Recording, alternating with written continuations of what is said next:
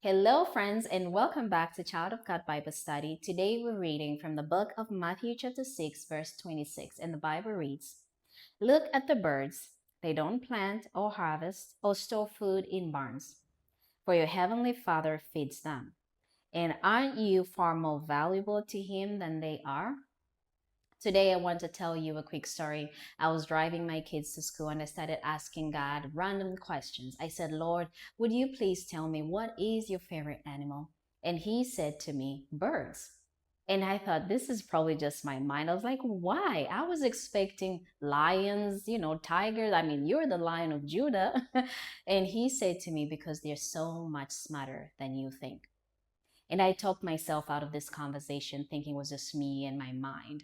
But I know it was God because a week later, we found a bird nest in my rose bush in my backyard. And God took us through a couple of weeks of this Bible verse coming to life. We found the little eggs in that nest and the mommy bird sitting on them. My daughter named her Melissa. Day after day after day, we went out there, we took videos, we took pictures. My kids were so excited. It was the first time they were seeing something like this. Melissa would fly off and come right back. And one night, they finally hatched. We were so excited to see those little chicks. Unfortunately, a huge storm came. It was windy, it was rainy, it was so cold. And all of us were thinking, surely those birds are not going to survive. Next morning, we rushed out, and lo and behold, there were the baby chicks.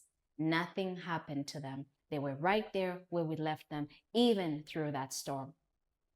God told me birds are so much smarter than you think. Not that I didn't know this, but I believe He was trying to show me something, and He's trying to show you something today.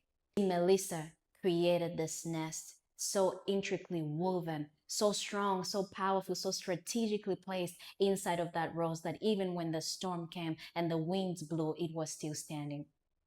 When they hatched, she would fly off and come right back and feed them.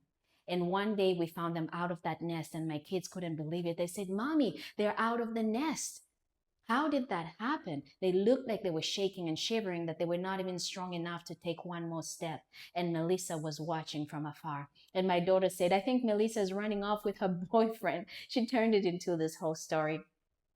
Melissa was on the fence, chirping as if she was cheering them on, telling them, You can do it. You've got this. She was no longer bringing them food. She was telling them to fly. From the outside, it looked like she was leaving them alone, like she was abandoning them. How could she do this? They still look so weak. She can surely continue to help them until they're big enough and strong enough. But she knew